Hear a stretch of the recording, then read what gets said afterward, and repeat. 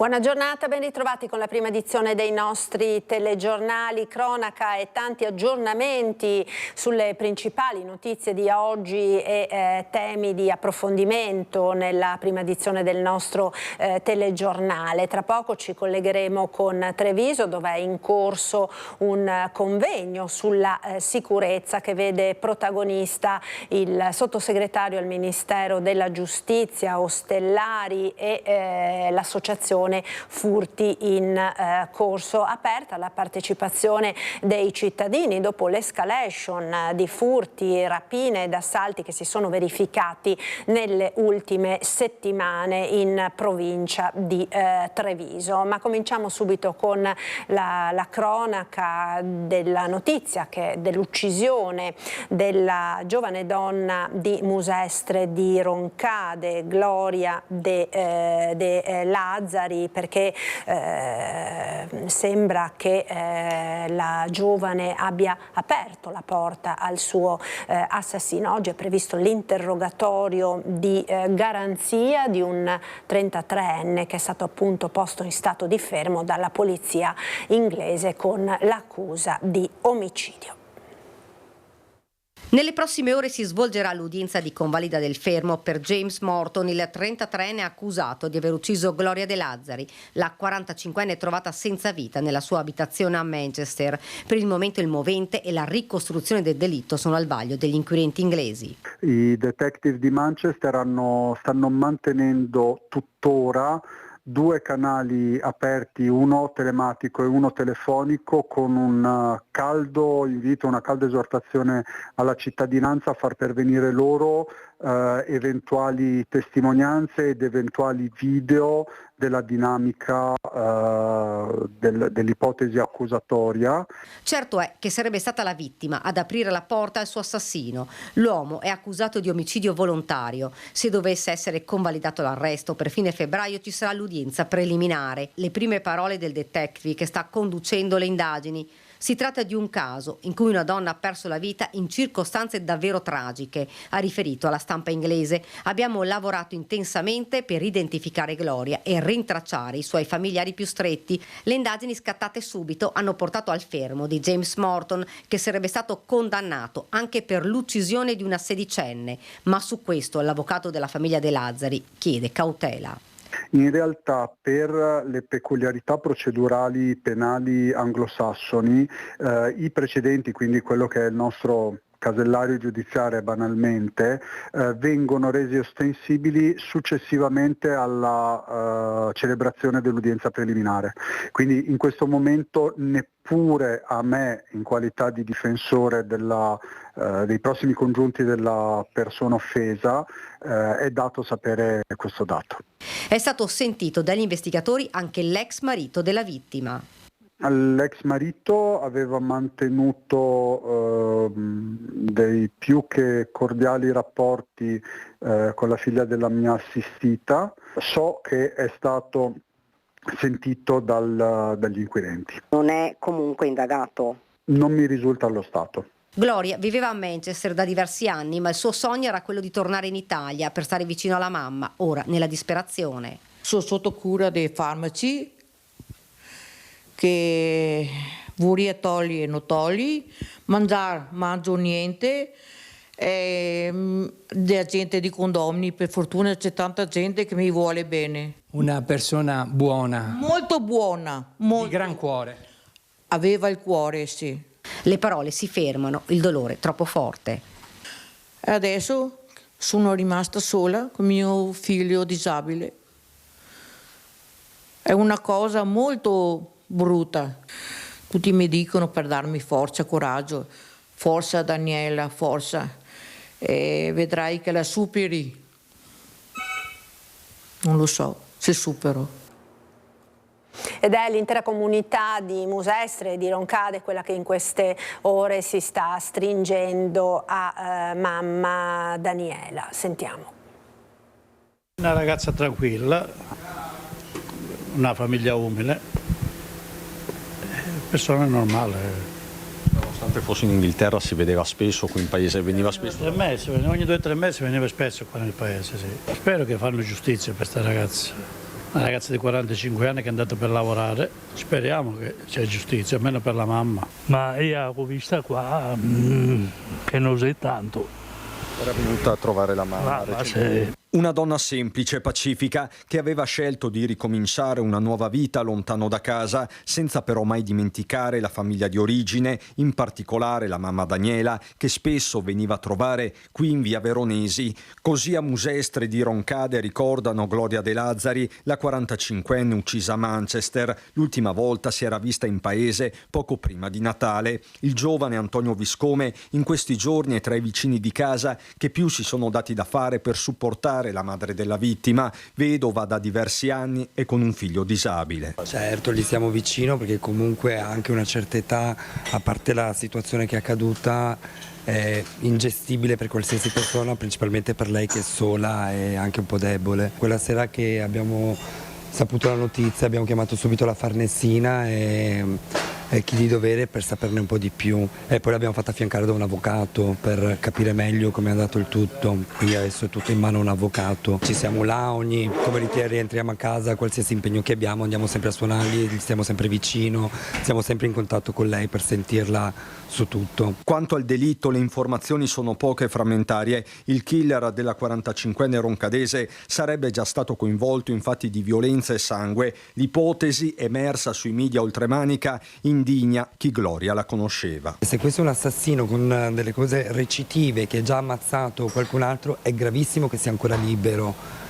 Cioè, questa persona deve pagare per questa cosa, per qualsiasi reato che ha commesso. Quando veniva Gloria comunque non dico che era una festa, però eravamo piacevoli andare a suonargli, a sapere come andava, come tutto, quindi comunque un dispiacere sapere tutto quello che è successo. A mobilitarsi anche la politica. Fabio Chiesa, sindaco di Conegliano e coordinatore provinciale di Forza Italia, farà un ulteriore passaggio con il titolare della Farnesina, il segretario azzurro e vicepresidente del Consiglio Antonio Tajani. Io penso che sia una situazione che ha ghiacciato il sangue nelle vene a tutti noi. Sentiremo Tajani, proveremo a capire anche da lui cosa si può fare, perché è una famiglia che abbiamo in questo momento, che tutti le stiamo vicino, e di sentire anche le istituzioni vicino. La nostra vicinanza in questo momento è per tutti loro, però ripeto, faremo di tutto per interessare le istituzioni e anche Tajani in questi giorni.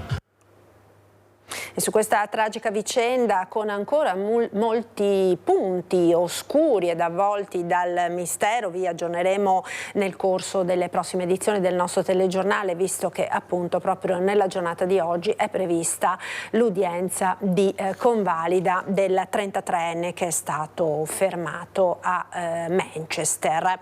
Cambiamo ora argomento, perché oggi è lunedì e come ogni lunedì torna l'approfondimento di prima serata Ring con il nostro sondaggio, e il tema del quale si parlerà quest'oggi è un tema che sta facendo molto discutere in questi giorni, con la mozione che il consigliere regionale della Lega Stefano Valdegamberi vuole presentare, perché la regione chiede al Ministero della Salute di rendere la carne di nutria idonea al consumo umano e commercializzata. Ecco quindi che vi chiediamo: nutria a tavola va commercializzata? Se per voi la risposta è sì, potete rispondere come sempre con una chiamata gratuita allo 0422 162 6691. Se per voi invece la risposta è no, il numero è lo 0422 162 6690. Come sempre l'esito del sondaggio verrà reso noto nel corso di Ring, in onda appunto in diretta a partire dalle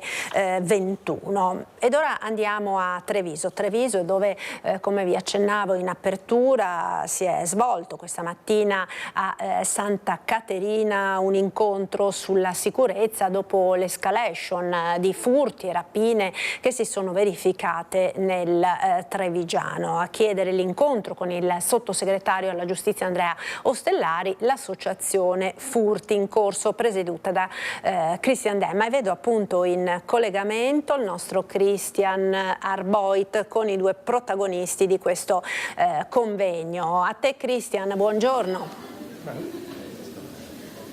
Buongiorno Marta, buongiorno a tutti i telespettatori di Antena 3, anche da parte di Nicoletta Rizzetto. Sicurezza in primo piano oggi qui a Santa Caterina. Con me lo saluto e lo ringrazio Andrea Ostellari, sottosegretario alla giustizia, che è stato l'ospite portante di questa mattinata, anche perché è entrato nel merito di questioni molto molto calde, annunciando di fatto una stretta del governo su alcuni temi sensibili. Partiamo dai furti, del resto siamo qui ospiti di furti in corso. Lei, Ostellari, questa mattina di fatto ha annunciato una stretta, un aumento delle pene massime edittali, questo per in qualche modo anche disincentivare i riti alternativi. Ci spieghi meglio? Ma sostanzialmente noi stiamo raccogliendo, anche grazie ad appuntamenti come questo, diciamo, una situazione rappresentata poi dagli stessi cittadini che ci chiedono di intervenire in maniera, diciamo, adeguata. Ecco, lo stiamo facendo come governo da tempo, l'abbiamo già fatto con il primo decreto sicurezza, oggi lo facciamo con il secondo decreto sicurezza, il secondo passo che avevamo già annunciato. Questo secondo passo consentirà una maggiore azione determinata e più strumenti da dare alle forze dell'ordine e alla nostra magistratura contro furti in abitazione, quindi consentiamo di alzare la pena nel minimo edittale perché la pena sia poi eventualmente, quindi in caso di condanna, effettivamente eseguita, e soprattutto consentire l'arresto differito in flagranza di reato, quindi grazie anche all'utilizzo di strumentazione, diciamo, tecnologica. Utile questo sempre per le forze dell'ordine e la magistratura, che potranno quindi arrestare il soggetto che viene individuato anche successivamente all'episodio che avviene ovviamente all'interno di case o appartamenti, e questo per contrastare quindi un fenomeno odiosissimo. Così come altrettanto odioso è il fenomeno dei borseggi. Qui sostanzialmente quindi i furti aggravati. Vogliamo ritornare alla procedibilità d'ufficio, quindi superiamo la legge Cartabia, anche perché ovviamente i fenomeni che avete registrato, che voi raccontate, che i cittadini lamentano, sono importanti, sono evidenti, ed è giusto porre un freno. Togliendo la necessità della querela, sostanzialmente consentiamo una maggiore velocità, una maggiore azione da parte di forze dell'ordine e di magistratura. Ed è quello che chiedeva proprio Christian Demi in apertura di questa mattinata, quindi regole più chiare, più veloci proprio per le denunce, Demma. Quindi lei è soddisfatto? Ma certo, direi che essere soddisfatti è poco, nel senso, noi abbiamo avuto il senatore Ostellari che ci ha rappresentato il Ministero, che ci ha detto come si andrà avanti con il programma, no? E quindi che è quello che fondamentalmente la gente, i cittadini chiedono da veramente tanto tempo. Ovvio che sappiamo che ci siamo anche confrontati tutti insieme con le tempistiche, non sarà stasera come sperava qualche cittadino, ma ovvio che siamo nella direzione giusta. C'è ancora troppo sommerso, però voi avete detto questa mattina. Sì, tanti non denunciano. Ma tantissimi non denunciano su vari tipi di reati, anche se parliamo di querela, così dai, azzecchiamo anche il termine giusto, però ovviamente c'è questo sommerso non indifferente, e qui appunto si stava parlando di togliere una parte di obbligo di querela per andare,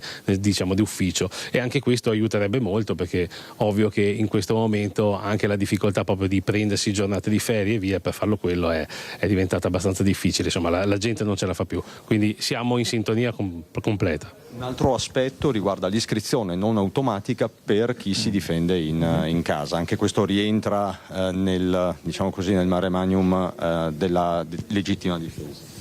Sì, una tutela processuale maggiore che andrà ad ampliare quello che era già stata la riforma del 2019 sulla legittima difesa. Chi si difende non in presenza ovviamente di una causa di giustificazione non dovrà più essere iscritto in maniera automatica nel registro degli indagati, e così anche per le forze dell'ordine che ci proteggono. nell'adempimento di un dovere piuttosto che nell'uso legittimo delle armi. Ecco, anche in questi casi stop l'iscrizione automatica nei loro confronti ed è un chiaro segnale per dimostrare anche da quale parte vogliamo stare. Ultimo aspetto riguarda le baby gang, il bullismo, gli ammonimenti, maggiore facilità nell'emettere questi ammonimenti. Perché? Perché vogliamo responsabilizzare di più anche i genitori, quindi le nostre famiglie. Sappiamo benissimo che fare il genitore è un mestiere molto difficile, ma per combattere la devianza giovanile che sfocia molto spesso nella violenza va fatto a 360 gradi. L'ammonimento può essere applicato a ragazzi già dai 12 ai 14 anni, consentirà di responsabilizzare loro, ma soprattutto di far capire che i genitori sono fondamentali nell'azione educativa. Si arriverà anche con sanzioni economiche nei loro confronti, si arriverà anche alla perdita di benefici genitoriali e questo ovviamente è uno strumento che consente a tutti di fare una riflessione e di agire prima che il danno sia troppo evidente. Quindi, riepilogando, superamento della Cartabia, iscrizione non automatica per chi si difende in casa nel registro degli indagati, maggiori pene per chi commette furti in modo da non accedere ai riti alternativi e infine anche maggiori ammonimenti, maggiore facilità di procedere con gli ammonimenti nei confronti di soggetti minori. Sì, questi sono alcuni degli strumenti di cui stiamo parlando e che vogliamo introdurre nei due prossimi provvedimenti in esame al governo e contiamo che anche da parte di tutta la coalizione ci sia ovviamente la volontà di arrivare compatti all'adozione di un provvedimento che è utile a cittadini e forze dell'ordine. Grazie sottosegretario Ostellari, grazie Christian Demma. Queste le misure quindi annunciate quest'oggi, poco fa qui a Santa Caterina. Per il momento è tutto. Marta, ti restituisco la linea con Nicoletta Rizzetto. Grazie a Cristian Arboit. A proposito di criminalità a Treviso, dobbiamo segnalare l'ultimo episodio di un colpo, l'ennesimo, ai danni di un esercizio pubblico, perché per la seconda volta in meno di 2 mesi è stato preso di mira il locale di Dania Sartorato, che peraltro è la presidente di FIPE, la Federazione dei Pubblici Esercizi di Ascom Confcommercio. Sentiamo. Presumo che siano le stesse persone o comunque la stessa persona che avendo trovato qualche cosa perché cercano contanti, avendo trovato anche pochi contanti la volta scorsa, magari ci ha riprovato e forse se non viene preso potrebbe riprovarci ancora. Più che un sospetto è quasi una certezza quella di Dania Sartorato, presidente di FIPE, la Federazione degli Esercenti e titolare del Lancia Caffè di via Monterumici a Treviso, zona INAIL, visitato per la seconda volta nel giro di 2 mesi, un'altra spaccata stavolta sul retro del locale con la vetrata antisfondamento buttata giù letteralmente a mazzate. Nella precedente occasione era stato usato un tombino, era la fine di novembre. I colpi nel cuore della scorsa notte sono stati avvertiti dagli stessi residenti che hanno chiamato le forze dell'ordine. Quando noi siamo arrivati sul posto i carabinieri erano già lì, hanno fatto numerosi rilievi anche di tracce ematiche, sangue, oggetti rimasti a terra da questo ladruncolo che poi se n'è rapidamente andato. Fuggito con un bottino di pochissimi spiccioli. Del resto lo stesso locale è chiuso nel fine settimana. Anche a novembre l'autore del colpo aveva lasciato tracce di sangue nel locale a dimostrazione della veemenza usata per la spaccata. Non nasconde amarezza Sartorato, che proprio in qualità di presidente FIPE ha avviato con la prefettura diverse iniziative in materia di sicurezza. Fatti come questi fanno perdere la voglia di continuare, ma dobbiamo trovare la forza di andare avanti e confrontarci come esercenti e farlo con coraggio, il pensiero di Sartorato. Questo purtroppo mette un po' di amaro, lascia un po' di amaro, però diciamo che sono fiduciosi che appunto ci siano delle svolte nelle indagini. Furti anche nel Montello. Nella notte un fiorino è stato rubato dall'azienda Nonna Maria di Croceto Barletta, dove i ladri hanno lasciato una Yaris rubata precedentemente a Montebelluna. Immediata anche qui la chiamata ai carabinieri. Ed ora ci spostiamo nel Vicentino, dove le forti piogge del fine settimana hanno fatto cadere un enorme masso in località Pra di Paldo. Andiamo quindi sul posto con il nostro Mirko Cavallina. A te Mirko, buongiorno. Buongiorno Marta, con Renzo Rigon qui sulle colline di Marostica, località Pradipaldo, non lontano anche da Crosara. Come dicevi appunto, le piogge, forse anche le oscillazioni delle temperature hanno provocato questo distacco. Abbiamo le immagini che ci sono arrivate dal comune di questo grosso masso, ben più di 1 metro cubo di roccia, che si è staccato dalla collina soprastante qui alla mia sinistra, che Renzo può anche farvi vedere. Infatti la strada è chiusa da questo punto proprio perché il percorso di via Erta, e il nome ci dice qualcosa, è una via molto ripida in effetti e stretta.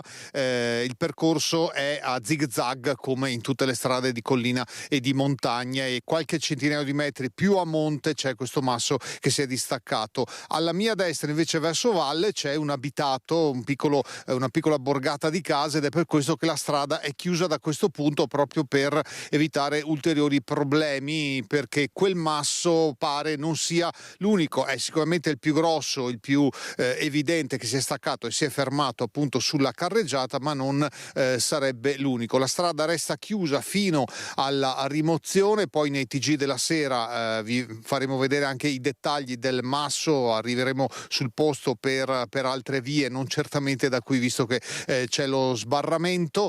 Il comune, con la protezione civile, Vigili del Fuoco e Carabinieri, ha provveduto fin da ieri appunto a chiudere la strada e a decidere quali interventi fare. Su questo abbiamo interpellato proprio poco fa nei pressi del municipio il sindaco di Marostica, Matteo Mozzo, e con questa intervista vi restituisco la linea.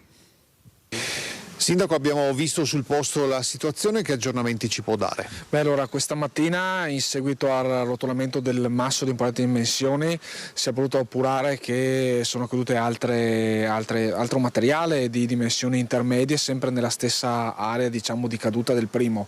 I tecnici comunali hanno fatto le prime verifiche, ne seguiranno altre nella giornata di domani, anche sul fronte più in alto, vicino alla strada provinciale, che interseca di fatto in linea retta circa 200 metri sopra la strada, che è quella di via Erta, proprio per verificare che non ci siano possibilità di ruscellamento di ulteriore materiale. Fino ad allora la strada rimarrà chiusa, anche perché passa il mezzo di trasporto comunale del pulmino scolastico, e quindi vogliamo garantire la sicurezza innanzitutto dei ragazzi, ma anche di tutte le persone che passano sulla via. Il lavoro in realtà è molto veloce, la demolizione del masso e la rimozione degli stessi è un lavoro di poche ore, ma dobbiamo garantire la sicurezza ed evitare ulteriori rotolamenti, anche se è una strada che è nota appunto per i continui distacchi. Voi avete tra l'altro appena iniziato una serie di importanti interventi di messa in sicurezza dopo i fatti che abbiamo raccontato 1 anno e mezzo fa, però qui veramente sono bastate poche gocce di pioggia per muovere questo masso. Sì, non penso sia stata la pioggia di per sé a creare il problema, ma piuttosto l'abbassamento repentino delle temperature.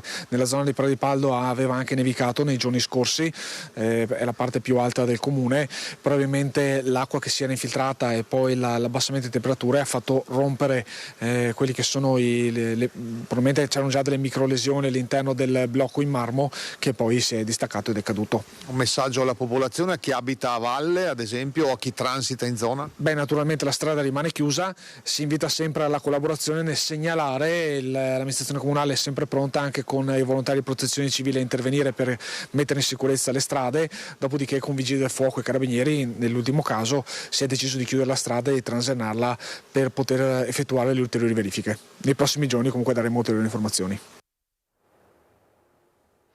Grazie dunque a Mirko Cavallin per questa intervista e del tema delle frane e degli smottamenti. Torneremo a parlare più tardi nel corso del telegiornale collegandoci con Luisa Bertini. Siamo ancora nel Vicentino, nella Valle del Chiampo, che è un territorio particolarmente bersagliato nell'ultimo periodo da questo fenomeno e è in corso la presentazione proprio del nuovo piano di protezione civile intercomunale che fa riferimento appunto a questa problematica. Noi ora continuiamo il telegiornale con un appello che ci arriva dalla prefettura di Treviso per la scomparsa di una ragazza. Si tratta di Chiara D'Alto, di 28 anni, la vedete nella fotografia, residente a Nervesa della Battaglia. La giovane è alta 1,65 m, corporatura media, capelli lunghi castano scuro,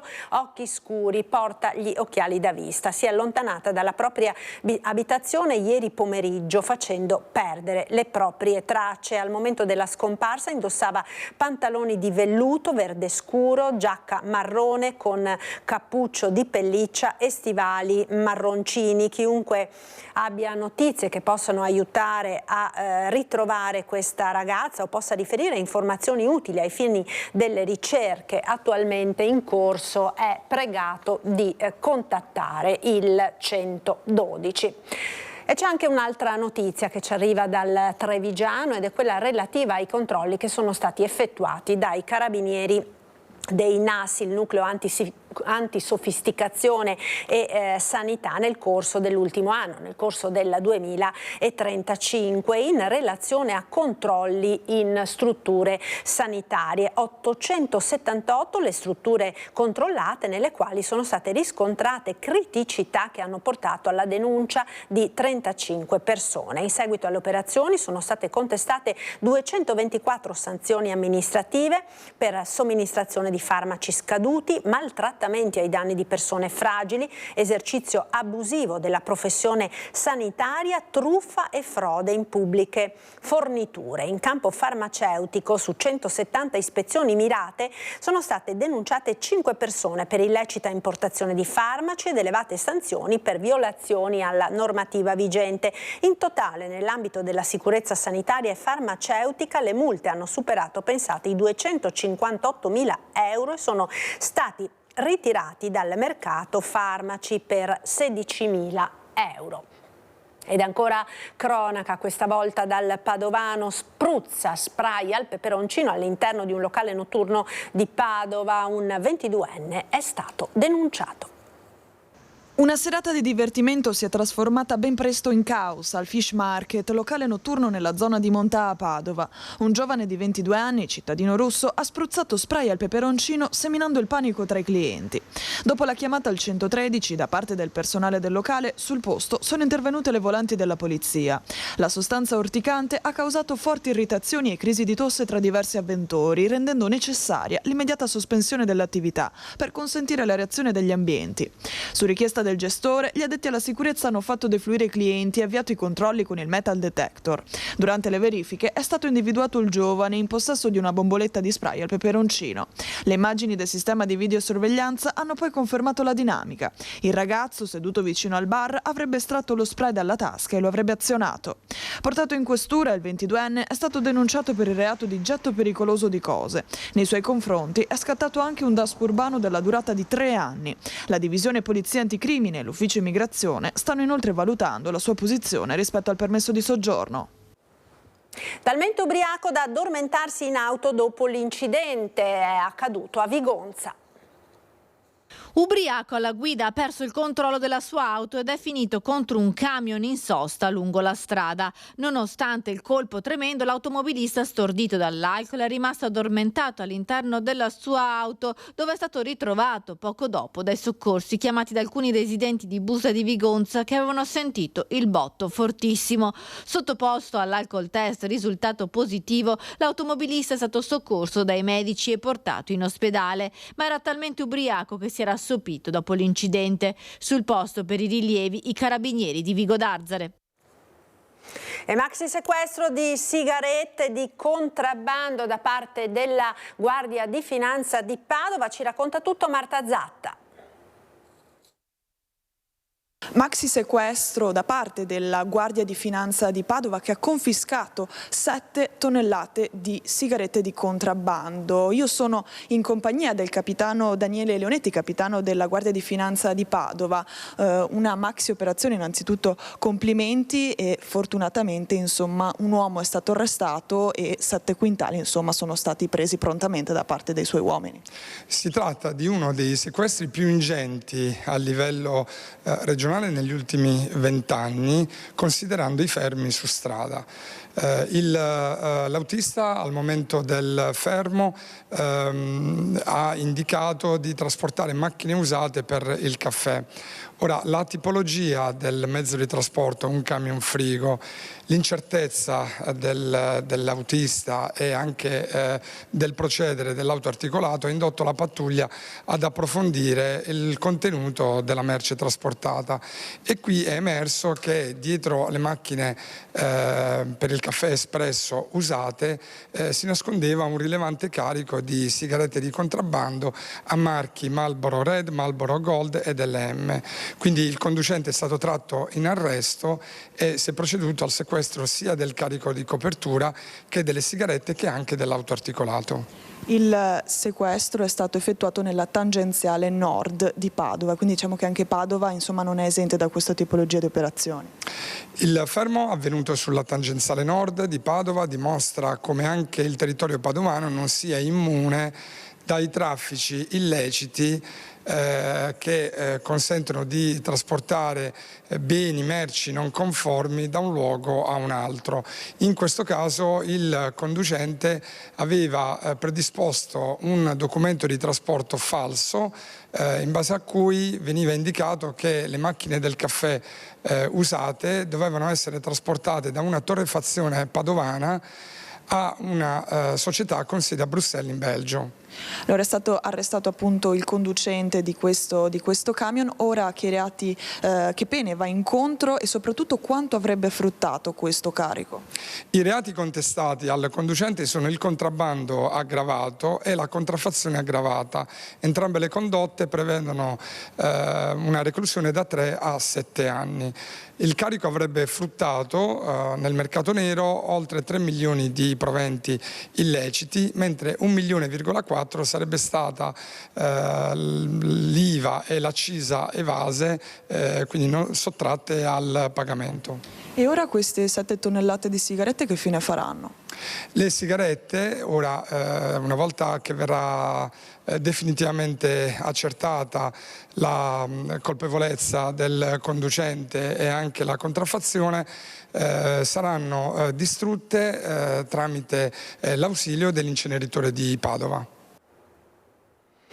Ed ora lasciamo la cronaca per parlare di un tema sicuramente molto caldo, più volte lamentato dalle imprese della nostra regione, quella dell'eccessivo peso della burocrazia. Ebbene, questa mattina a Venezia si è riunito per la prima volta il tavolo per la sburocratizzazione. Vedo che abbiamo in collegamento la nostra Ilaria Marchiori con l'assessore Bitonci. A te Ilaria, buongiorno. Sì, buongiorno anche a te Marta, buongiorno ai nostri telespettatori. Esatto, siamo in compagnia dell'assessore Bitonci. Si è appena concluso il primo tavolo proprio per cercare di capire che cosa fare da qui in avanti per sburocratizzare, dare così una mano alle imprese, soprattutto, diceva qualcuno, anche alle piccole imprese del nostro territorio. Un tavolo molto partecipato con le associazioni di categorie e anche i sindacati. Direi che come inizio è andata molto bene. Ora bisogna entrare nel vivo, giusto assessore? Direi molto bene, perché a parte molto partecipate, anche con commenti assolutamente positivi. Logicamente questo è il primo incontro, la fase preliminare. Attendiamo una ventina di giorni perché ci siano i contributi scritti, perché quando si parla di sburocratizzazione ovviamente non bastano i concetti, ma bisogna andare sulle norme, e quindi attendiamo i contributi scritti da parte delle associazioni e poi cominceremo a operare, magari suddividendo i tavoli, perché come ho detto una cosa sono i temi magari legati al settore primario dell'agricoltura, altre questioni potrebbero essere invece relative al mondo delle professioni. Abbiamo sentito gli architetti, gli ingegneri, i commercialisti, altro invece legato al mondo dell'artigianato e altro magari legato al mondo del commercio. Quindi divideremo in 4-5 tavoli a cui farò partecipare anche gli assessori di riferimento che mi hanno chiesto, quindi un'iniziativa che è partita da un'idea del presidente Alberto Stefani, che però devo dire sta dando già degli ottimi risultati. Snellire è fondamentale, anche perché ci raccontavano alcuni rappresentanti delle associazioni di categoria che a volte serve proprio un dipendente che si occupi solo della burocrazia. Io penso che molto potrà essere fatto cercando di eliminare tutti quanti quei portali di accesso che ci sono, quindi magari un portale unico per la regione e per la pubblica amministrazione, così anche per i comuni, e coinvolgeremo anche i comuni e le province in questo progetto. Moltissimo la digitalizzazione, cioè il fatto che non si debba più inserire gli stessi dati che ci chiedono le pubbliche amministrazioni ogni volta attraverso magari l'identità digitale, quindi lo SPID, la carta d'identità elettronica. E penso che questa sia una strada da percorrere. È chiaro che poi c'è tutto il tema legato alla modulistica, anche qui che è diversa magari da amministrazione a amministrazione, il fatto che sia precompilata da parte, cioè molto si può fare e molto faremo sempre a fianco delle associazioni di categoria e dei cittadini. Naturalmente sulle tempistiche ancora bisognerà capire come muoversi, e così anche a livello di costi. Sì, diciamo che per quanto riguarda il PNRR ci sono delle risorse che sono già state destinate anche alla Regione per quanto riguarda proprio il tema della semplificazione di carattere amministrativo, e così anche ci raccontavano prima anche le Camere di Commercio, che hanno uno studio apposito, e poi noi destineremo ovviamente delle risorse ad hoc, che molte sono risorse ovviamente di carattere umano, perché qui l'uomo fa moltissimo, come anche l'information technology e la digitalizzazione farà molto in questo campo. Grazie all'assessore Bitonci, qui da Venezia è tutto, restituisco la linea allo studio. Grazie a Ilaria Marchiori, noi ora ci fermiamo per la pubblicità, linea alla regia, ci rivediamo tra pochissimo, restate con noi. Eccoci nuovamente in diretta, prima edizione dei nostri telegiornali. Come anticipato andiamo a Chiampo, dove è stato presentato questa mattina il nuovo piano di protezione civile intercomunale. Abbiamo in collegamento la nostra Luisa Bertini. A te Luisa, buongiorno. Sì, buongiorno a te, buongiorno ai telespettatori, buongiorno anche ai nostri ospiti, perché oggi qui a Chiampo è stato presentato il nuovo piano di protezione civile intercomunale. Che cosa significa? Significa che 5 comuni si sono uniti, si sono messi insieme proprio per far fronte alle calamità e ad avere appunto una gestione unitaria. Io ne parlo di questo con l'assessore regionale Venturini, che oggi è appunto venuta qua dicendo bravi comuni, ma è anche molto difficile la coordinazione. È proprio per quello che oggi sono qui, per sottolineare la capacità che hanno dimostrato questi sindaci di lavorare in team e di riuscire quindi a raggiungere l'obiettivo di predisporre uno strumento come questo, cioè il piano di protezione civile, che diventa indispensabile nella gestione delle emergenze. La capacità di fare squadra, che poi si traduce al momento del bisogno in azioni concrete, operative, pratiche, che riescono quindi a dare risposte ai cittadini. Ecco, risposte ai cittadini e gestione. Ne parlo con il presidente dell'Unione della Comunità Montana. Quindi in che cosa in concreto andrà a riguardare questo piano comune? Lo scopo del piano è quello di gestire in maniera omogenea e coordinata tutte le forze in campo, e mi riferisco sia alle risorse economiche, alle risorse strumentali e alle risorse umane. Quando ci sono delle emergenze, pensiamo alle alluvioni, agli incendi boschivi, coordinare in maniera precisa l'intervento di uomini e mezzi serve per dare magari più velocità di intervento alle aree più critiche e organizzare in maniera precisa tutto quanto l'intervento di emergenza. Voi avete una serie di volontari, all'incirca una cinquantina, poco più di 50, ogni squadra specializzata in qualcosa?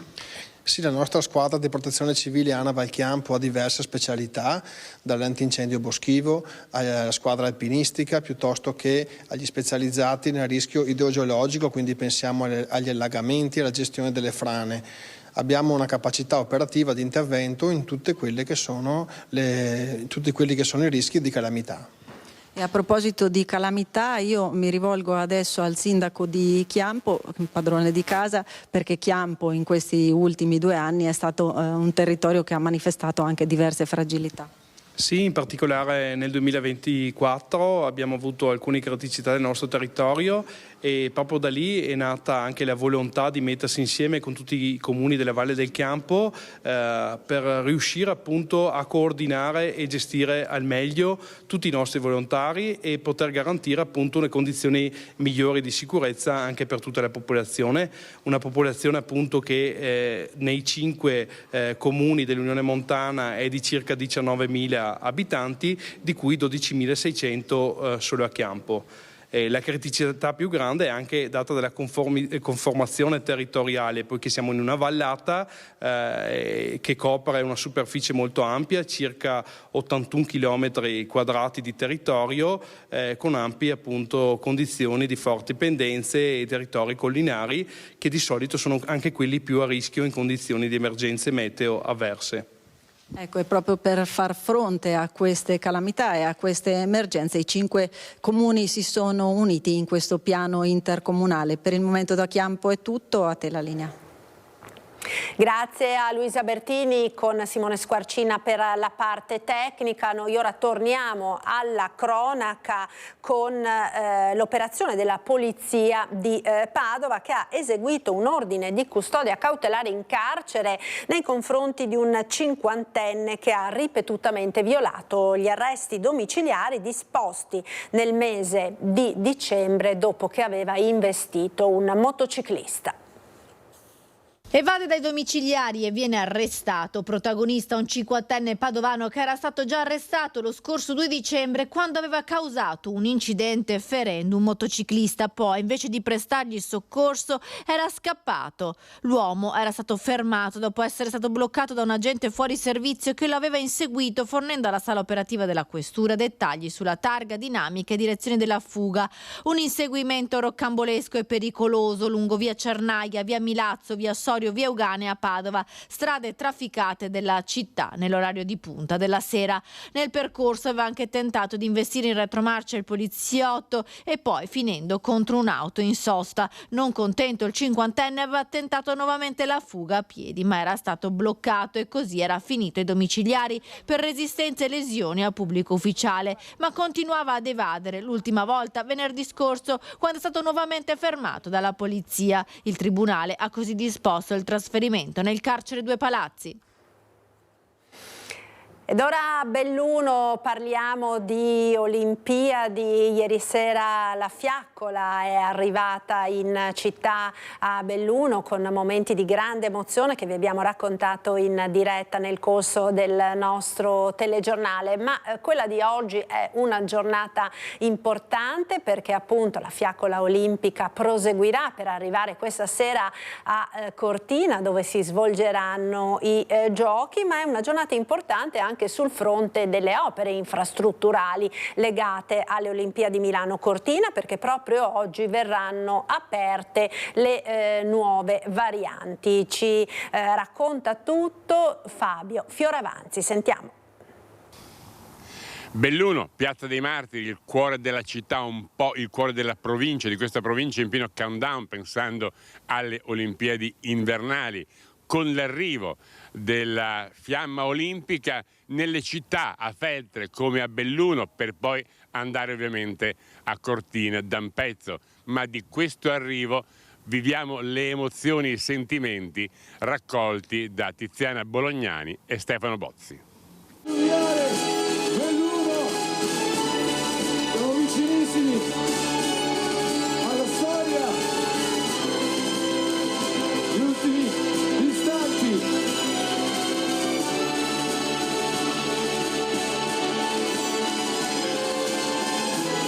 Siamo pronti, ci siamo.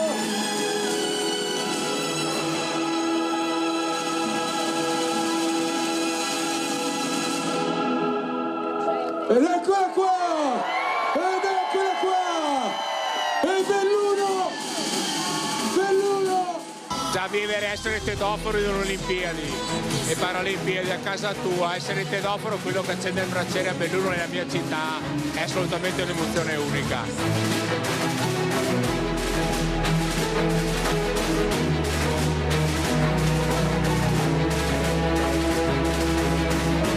È un evento eccezionale per Belluno, siamo curiosi di vedere in diretta la fiamma. Il passaggio della fiamma è sempre una cosa bella dal punto di vista sportivo, ma anche così un po' come intrattenimento, visto che a Belluno magari non abbiamo tante occasioni per averne. Una festa per tutti, ci sono le Olimpiadi, io lavorerò via per di là, dunque a Cortina diciamo.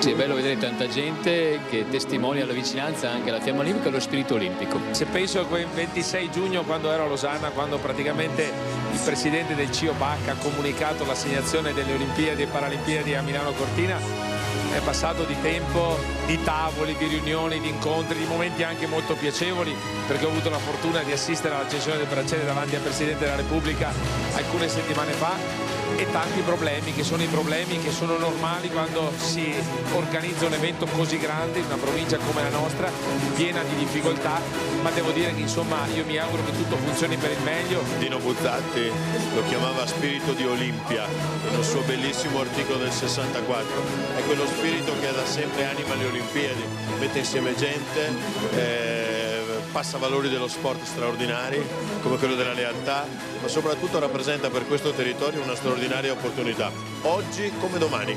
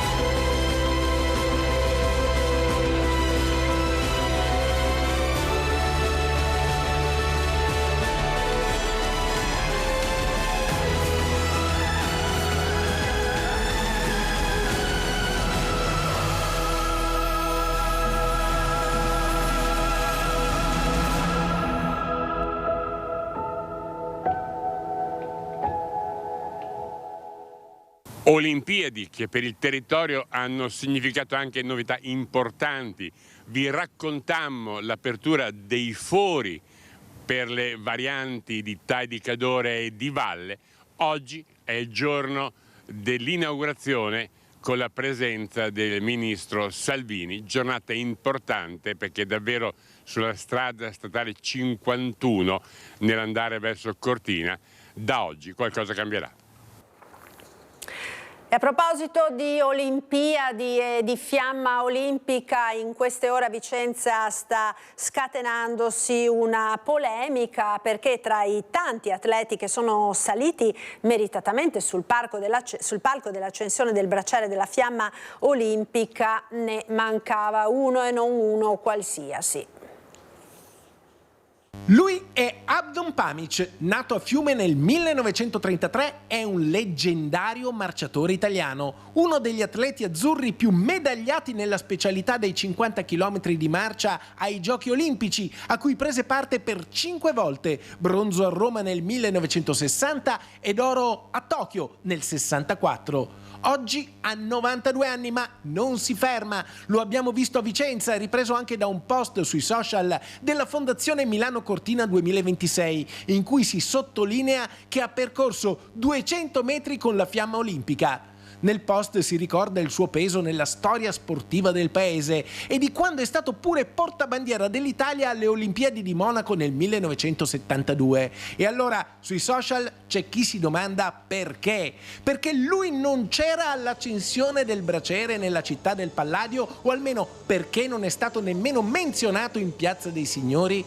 C'erano meritatamente Mario Vielmo, alpinista vicentino che ha conquistato tutte le vette 8000 del mondo, Gelindo Bordin, medaglia d'oro alla maratona delle Olimpiadi di Seul 1988, Gabriella Dorio, ex mezzofondista, oro a Los Angeles 1984, ma proprio lui, Abdon Pamić, il leggendario marciatore italiano, non era sul palco al momento clou.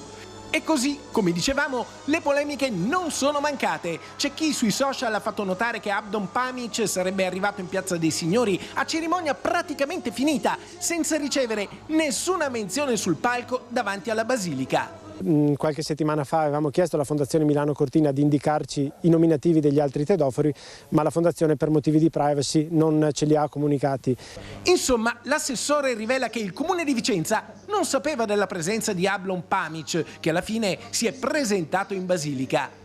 Un po' di tristezza Pamić l'ha comunque rappresentata, perché con una storia, con un curriculum sportivo come il suo, avrebbe voluto essere riconosciuto fin dall'inizio, e così avremmo voluto fare noi come amministrazione di Vicenza. E quindi con il sindaco abbiamo di fatto corso ai ripari, gli abbiamo tributato i giusti onori, ed è stato comunque un momento bello averlo all'interno della Basilica Palladiana e ospitarlo sull'Olimpichetto. E già, Abdon Pamić nella sua carriera ha tagliato tanti traguardi, ma non quello, meritatissimo secondo tanti sportivi, di essere lui pure protagonista sul palco di Vicenza all'accensione del braciere. E in queste ore c'è un'altra polemica sull'utilizzo e sull'impiego delle ISIS alle Olimpiadi di Milano Cortina. Le forze americane al centro di numerose polemiche negli Stati Uniti in queste ultime ore. La politica italiana si spacca, pronti alle barricate, dice AWS, e parla di pericolo fascio affarista. Sentiamo.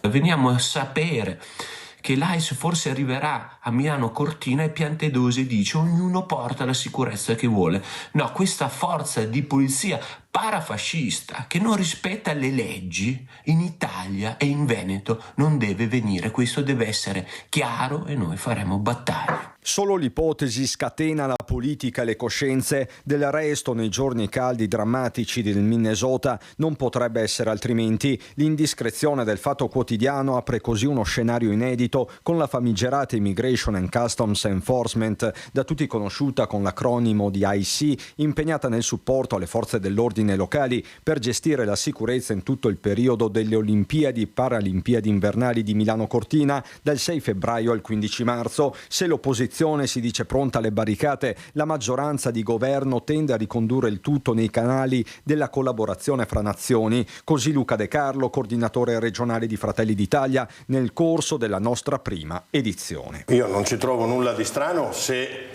anche dovessimo richiedere l'aiuto per gestire un evento straordinariamente importante ma straordinariamente delicato come quello delle Olimpiadi. Credo che se si possono usare tutte le accortezze, anche se Piantedosi oggi ha detto non mi risulta che ci sia l'AIS e tantomeno Tajani, ma se anche dovessero esserci all'interno di un'ottica di collaborazione, gridare al pericolo, sicurezza e quant'altro perché ci sono le forze di sicurezza mi sembra assolutamente il contrario di quello per cui le forze di sicurezza sono utilizzate, cioè garantire la sicurezza dei cittadini. Stiamo assistendo alla costruzione di un mondo pericoloso che provo a definire come fascio affarista. l'ICE uccide una donna di 37 anni e Trump commenta: daremo l'immunità assoluta perché era una radicale. Cioè passa l'idea che un nemico politico possa essere ucciso, come nel fascismo, come in una logica che nega lo Stato di diritto. Lascio perdere tutti i discorsi del protofascismo e quant'altro che mi sembrano più retorica degli anni 70 che hanno già dimostrato il loro fallimento. Mi concentrerei invece sul risolvere i problemi anche della sicurezza dei tanti cittadini italiani e veneti in questo momento. Alla faccia quindi della Pax Olimpica, il clima si surriscalda, l'effetto Trump potrebbe farsi sentire anche tra le Dolomiti. E in queste ore c'è stata una buona notizia arrivata in vista delle Olimpiadi ed è quella della neve che tanto attesa finalmente nel fine settimana è caduta copiosa sulle Dolomiti, in abbondanza su tutto l'arco della montagna veneta con accumuli che vanno dai 30 ai 50 centimetri, quindi grande naturalmente soddisfazione da parte di tutti gli operatori, proprio perché fino a sabato praticamente le montagne erano caratterizzate dalla totale assenza di neve. Ci sono stati anche diversi problemi per quanto riguarda la viabilità nella giornata di ieri per numerose autovetture che non avevano le catene da neve, quindi sono rimaste bloccate in strada. Abbiamo visto poco fa le emozionanti immagini dell'arrivo ieri sera della fiamma olimpica a Belluno, fiamma olimpica che prima aveva attraversato la pedemontana trevigiana. Vediamo com'è andata a Conegliano, dove nonostante il brutto tempo, nonostante la pioggia, lo spettacolo è stato sicuramente molto apprezzato dai tanti che sono giunti nella città del Cima. Vediamo. Anche se piove non fa nulla. Ma anche i bersaglieri del Piave sono presenti. Siamo sempre presenti in ogni circostanza. Sezione di Conegliano sempre avanti. E sempre di corsa. Noi siamo anche sotto la pioggia qui a vedere. La prima volta portiamo il ragazzo. Non ogni anno passa in Italia. È un evento speciale. Sì. Sei emozionato insomma? Sì, tanto. Al cospetto della scalinata degli alpini c'erano un po' tutti per salutare la fiamma olimpica, un passaggio che a Conegliano è già storia. Alpini coneglianesi che ritorneranno in strada anche nelle prossime ore, Claudio Lorenzet sarà uno di loro. Io farò il trofeo domani a Valle di Cadore, ma oggi ho vestito la tuta delle Olimpiadi di Torino 2006. Perché era anche a Torino 2006? Sì, ho portato sempre la fiaccola olimpica a Longarone quell'anno là. Ma la città del Cima sarà presente anche in altre vesti, la polizia locale è già mobilitata. Non finisce tra l'altro oggi il nostro lavoro perché abbiamo una convenzione anche con Cortina, c'è già una pattuglia sul posto che poi verrà raggiunta fino a fine Olimpiadi da una seconda pattuglia. Le amministrazioni comunali di Cortina e Conegliano sono delle amministrazioni amiche, se così si può dire, quindi è da diversi anni che abbiamo delle convenzioni dove personale nostro magari nei periodi più scarichi qua a Conegliano da dare supporto a Cortina. Certo, questo è un impegno dove non si poteva mancare e quindi si cerca di fare un po' di sacrifici e esserci per noi è importante. Schierato il mondo dello sport, istruttori e ovviamente giovani atleti, ciascuno con i propri sogni di gloria, dal pattinaggio all'hockey. Siamo veramente felici di vivere questa esperienza e di vedere la fiaccola. Facciamo pattinaggio, tutte noi lo pratichiamo da quando eravamo bambine e ci piace un sacco questo sport perché ci sentiamo veramente bene quando pattiniamo, abbiamo questo sport con tutte noi stesse. Arriviamo da Padova, San Vendemiano e Zoldo. Siamo 3 squadre di hockey, ci siamo venuti a salutare la fiamma olimpica. Da grande voglio giocare in Canada a hockey su ghiaccio e diventare come Alexander Ovechkin. complimenti, quindi sognate le Olimpiadi anche voi? Sì, sarebbe una grande emozione andare alle Olimpiadi. Magari se ci impegniamo e riusciamo ad andare bene anche a scuola, magari potremo anche andarci. Lo sport unisce tutti, lo sport deve essere anche un pilastro durante il resto dell'anno. I giovani hanno bisogno di questo, hanno bisogno di regole, hanno bisogno di vedere che la competizione positiva è qualcosa che deve appartenere a tutti noi. Sindaco che ha dato il benvenuto a tedofori di ieri e di oggi, tra loro anche Clara Spini in rappresentanza della Valtellina. Sono emozionatissima, è un momento pazzesco, sinceramente non pensavo di essere così emozionata.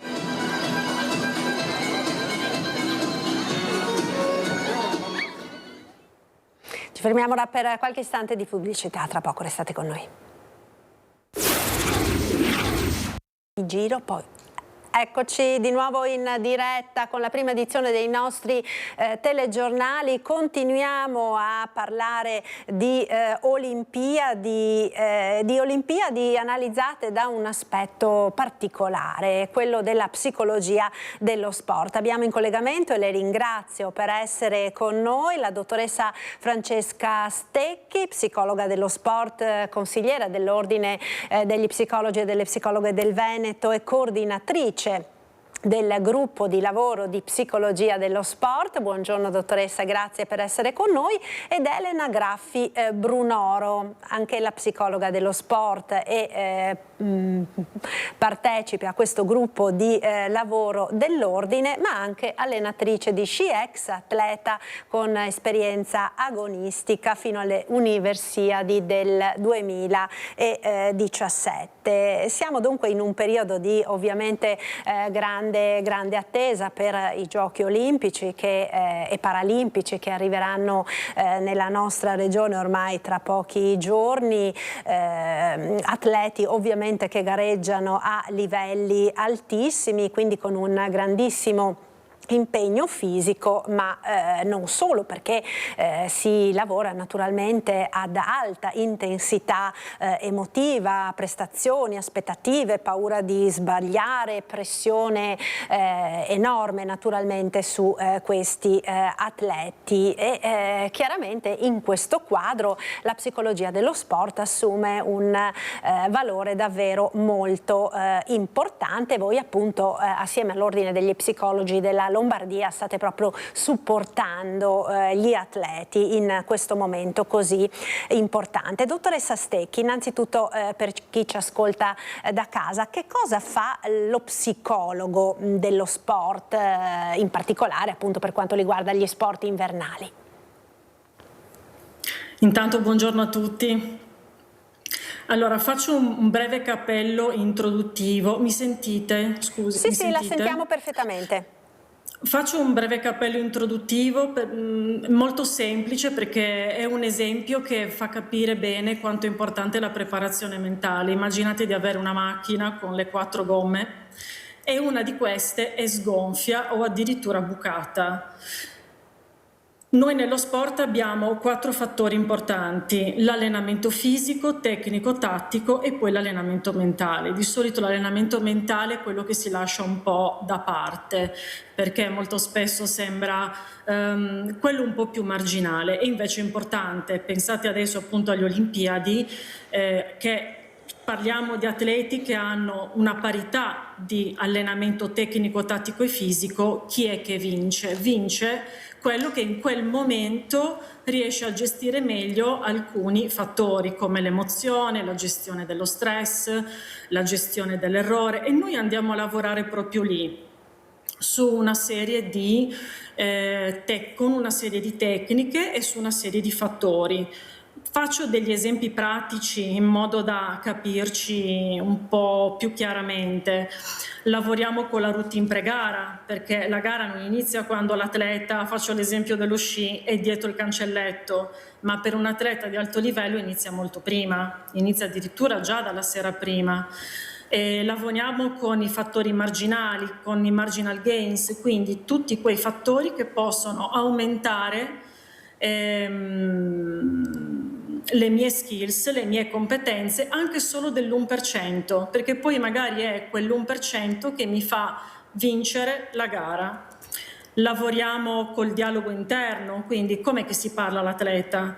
Se ho un atleta che il giorno prima o la mattina prima della gara mi dice non mi sento pronto, ho paura, combatto, adesso mi viene il termine di combattimento, gareggio con qualcuno che oggi sento più forte di me, capite bene che la gara non andrà proprio, ecco, nella maniera più funzionale, nella maniera migliore.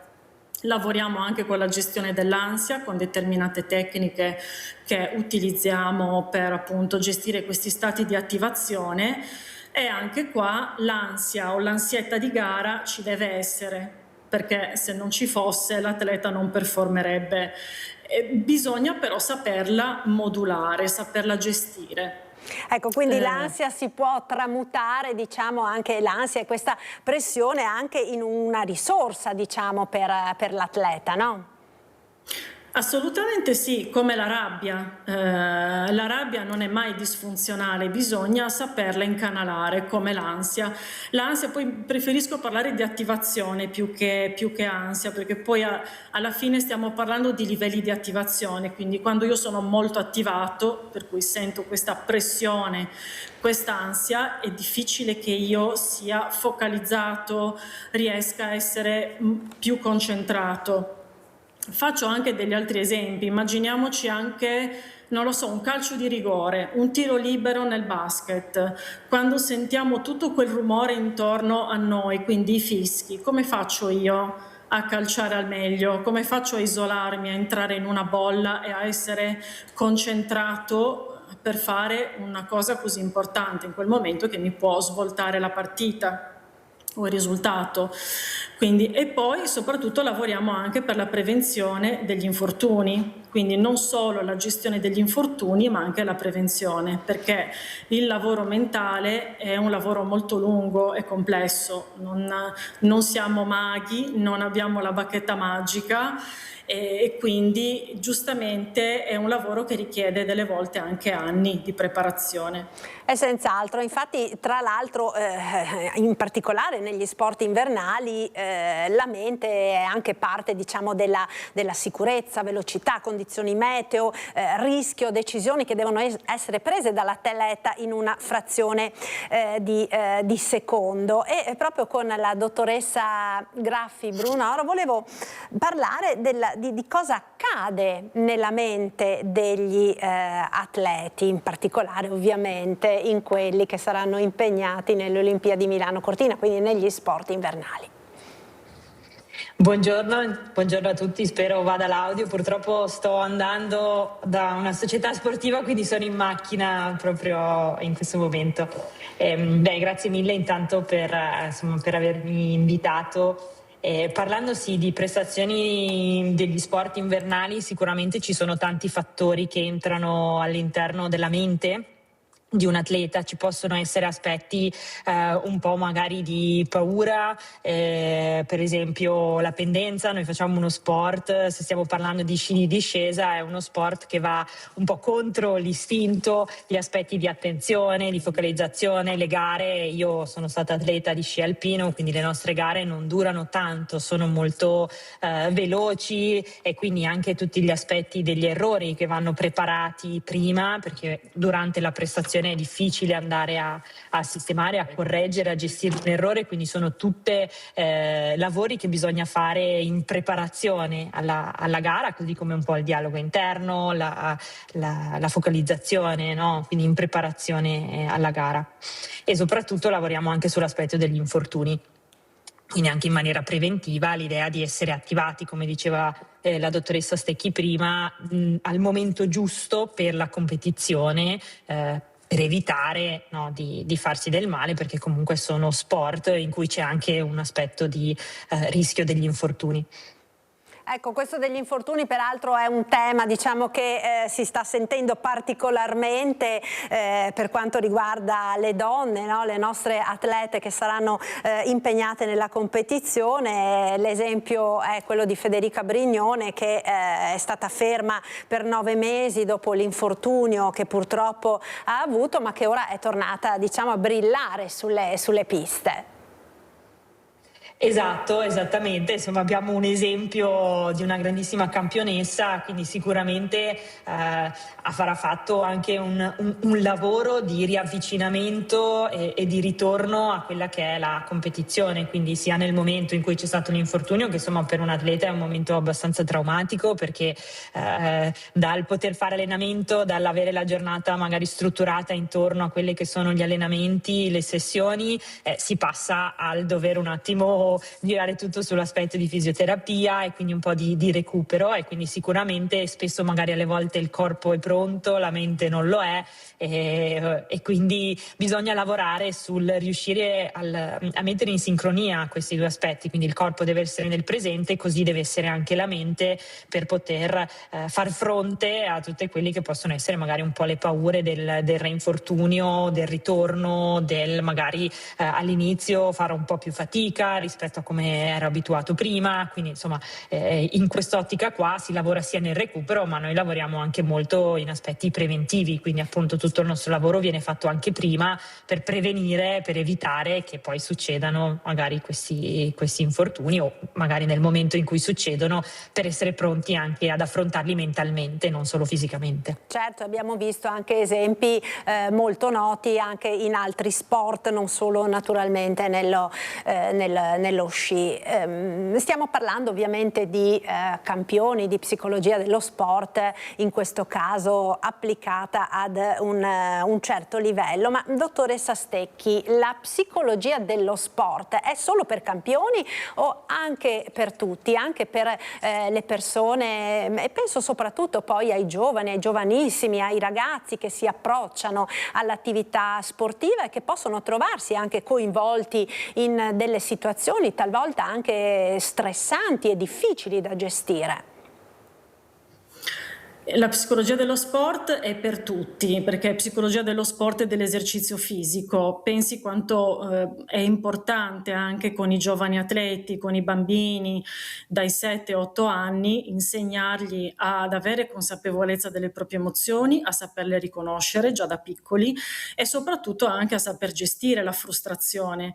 Adesso in campo si vedono tanti bambini che iniziano, magari parlo di tennis, faccio un esempio pratico, iniziano a perdere il primo game e sbattono la racchetta per terra, escono dal campo, quindi noi siamo a supporto degli allenatori che sono comunque degli educatori per insegnare ai bambini a gestire questi momenti, come anche l'errore, perché non significa che se perdono non sono bravi o non sono amati dai genitori, ma l'errore serve per migliorare quello che in quel momento non si è saputo fare in maniera efficace, diciamo così. E soprattutto se imparano da piccoli a gestire la frustrazione, da adulti saranno sicuramente adulti che davanti a situazioni stressanti o frustranti non, diciamo, le abbandoneranno, non scapperanno, ma le sapranno affrontare. Quindi è molto importante anche iniziare quando i bambini sono piccoli, ecco.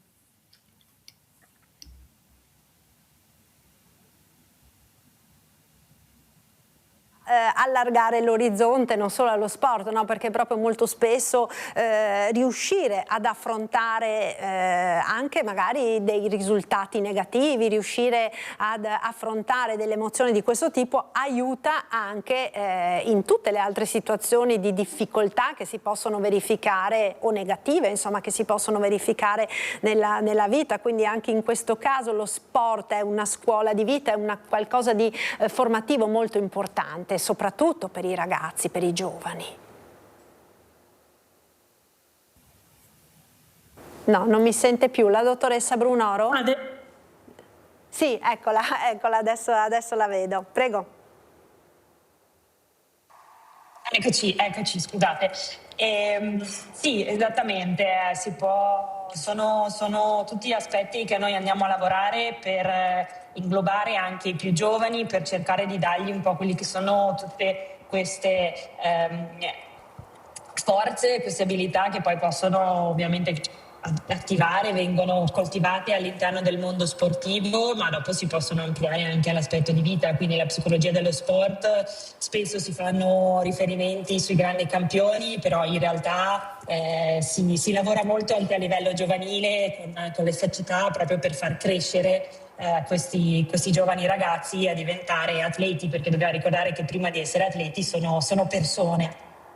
Ecco, per chiudere, dottoressa Stecchi, un accenno all'evento che voi state organizzando a Cortina proprio in occasione dei Giochi Olimpici il 12 febbraio, un evento aperto a tutti, anche chi vuole partecipare lo può fare anche in modalità da remoto, in collaborazione con l'Ordine degli Psicologi della Lombardia. Di cosa si tratta? Sì, abbiamo fatto questo accordo con l'Ordine degli Psicologi della Lombardia per creare questo evento. Il 12 febbraio a Cortina, all'Hotel della Poste, aperto a tutta la cittadinanza, proprio per far conoscere il nostro lavoro. Abbiamo invitato anche i maestri delle scuole sci, i giovani atleti e insomma non spoilerò perché ancora insomma è tutto un po' work in progress, ancora alcune cose. E quello che noi riteniamo importante è appunto far conoscere sempre di più il nostro lavoro, perché non siamo psicologi con un setting clinico, e togliamo anche questo stigma dello psicologo che interviene solo quando ci sono problemi. Quindi è importante dare un accento a quello che facciamo e alla nostra professione, per cui c'è questo importante evento proprio il giorno del Super G femminile. Quindi non è un giorno, diciamo, scelto a caso, no? No, diciamo di no. Bene, allora io vi ringrazio per essere state con noi e per averci aiutato ad approfondire questo tema sicuramente di grande interesse per gli appassionati di sport invernali naturalmente, ma anche per tanti genitori che si apprestano a far praticare lo sport ai propri figli. Grazie alla dottoressa Francesca Stecchi e alla dottoressa Elena Graffi Brunoro. Buon lavoro allora naturalmente in vista di questo impegno importante che vi attende nelle prossime settimane. Noi ora tra poco ci dovremo collegare con Omar Costantini, ecco lo vedo già collegato, pronto da Buia, siamo in Friuli Venezia Giulia perché quest'oggi in occasione della giornata della memoria e del sacrificio degli alpini è in corso un'importante manifestazione proprio a Buia. A te Omar, buongiorno. Sì, buongiorno, prendiamo la linea dalla piazza centrale di Buia, siamo come detto in Friuli Venezia Giulia dove oggi si è celebrata la giornata nazionale della memoria e del ricordo dei sacrifici degli alpini, degli alpini in occasione anche dell'83esima ricorrenza della battaglia di Nikolaevka durante la seconda guerra mondiale, quando moltissimi alpini morirono nelle steppe, nel confine cosiddetto orientale in Unione Sovietica per cercare insomma si immolarono per salvare i propri compagni in ritirata, dove la divisione Julia in particolare e la divisione Cunense praticamente perirono in toto per salvare gli altri compagni in fuga da quella tragedia che fu la campagna di Russia. Nel contesto però si iniziano oggi anche le celebrazioni e soprattutto le commemorazioni per quanto riguarda il terremoto che 50 anni fa devastò il Friuli, proprio qui Buia tra l'altro è una delle cosiddette capitali dove ci furono moltissime vittime tra il 6 maggio e il 15 settembre del 1976, una sorta di spartiacque tra quello che era un Friuli rurale e contadino all'attuale Friuli moderno rispetto a quanto accadeva 50 anni fa. Però da quella tragedia ci fu un seme fondamentale che portò alla ricostruzione immediata del Friuli, esempio esportato che tutti ci invidiano. E il 26 gennaio si ricorda anche la figura di Giuseppe Zamberletti, morto proprio il 26 gennaio del 2019, colui che fu il commissario straordinario incaricato dal governo, colui che possiamo dire diede le chiavi agli amministratori locali per mettere in moto quello che è stato il modello Friuli. Prima di passarvi la linea, e io chiudo da Buia, andiamo a sentire l'intervento da parte del presidente dell'ANA nazionale Sebastiano Favero e poi linea allo studio.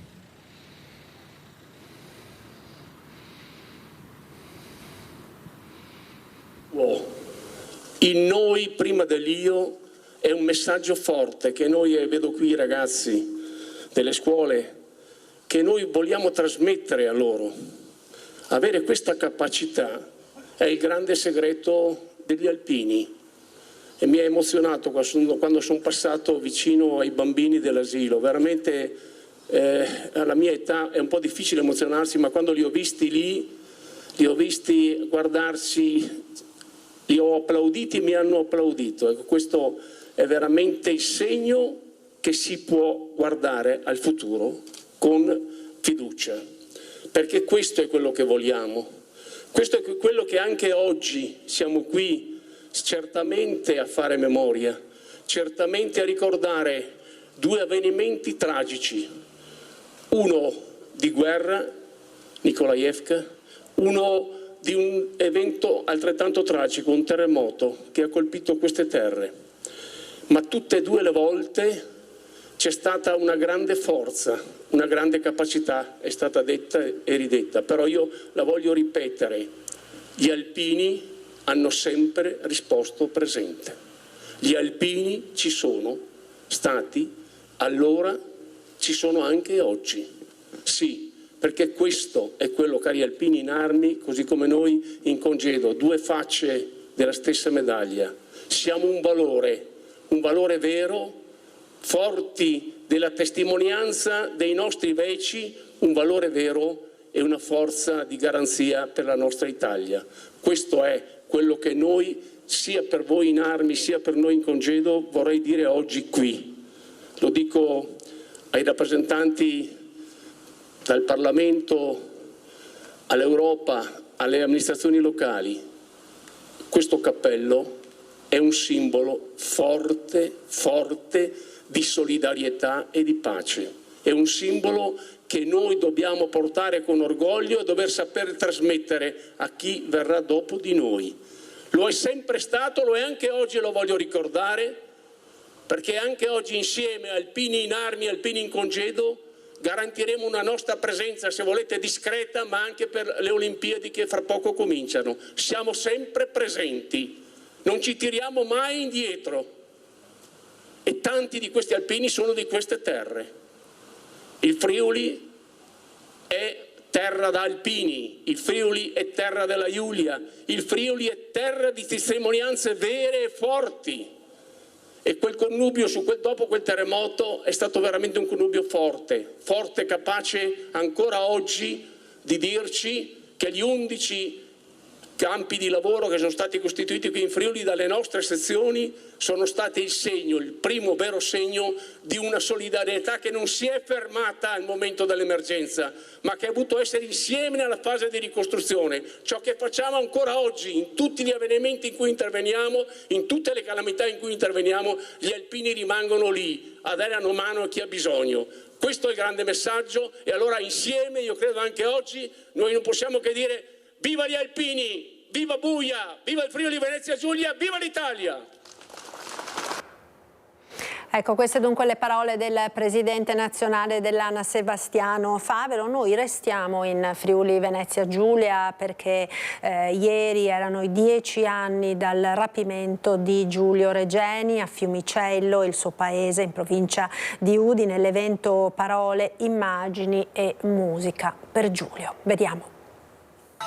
Essere popolo giallo significa, prima di tutto, non voltarsi dall'altra parte. Vogliamo rappresentare con questo flash mob innanzitutto la lentezza della giustizia. Sono 10 anni e siamo ancora qui. La ricerca di verità e giustizia non si ferma. Nonostante siano passati 10 anni dalla scomparsa di Giulio Regeni, il popolo giallo si allarga sempre più facendo sentire la sua voce. Lo ha fatto oggi nell'anniversario celebrato a Fiumicello con parole, immagini e musica per Giulio al Palazzo del Pattinaggio. Frappelli, discorsi, flash mob e partecipazione popolare da tutta Italia e da molti paesi europei. La volontà è quella di superare la rabbia e ottenere finalmente verità per il giovane ricercatore che che fu studente anche del liceo linguistico Petrarca di Trieste, che uscì di casa per andare a una festa di compleanno al Cairo e non vi tornò più, venendo poi trovato morto il 3 febbraio 2016 in una strada di periferia della capitale egiziana. Da quel giorno in poi la battaglia dei genitori Claudio Regeni e Paola Defendi non si è più fermata. 10 anni ci dicono sono lunghi, però per noi è come ieri, insomma, perché noi andiamo avanti un giorno dopo l'altro.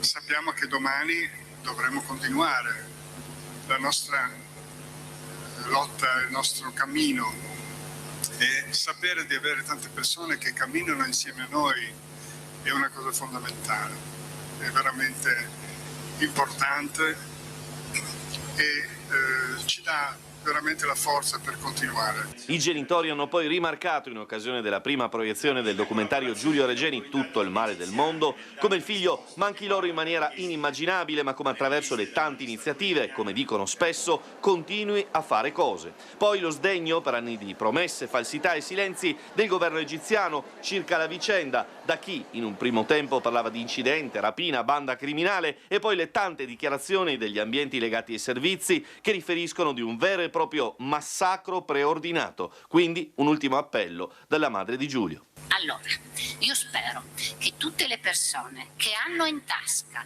o che hanno già prenotato un viaggio in Egitto, turistico e no, anche per un incontro bilaterale, per un incontro culturale, prendano il biglietto e lo straccino.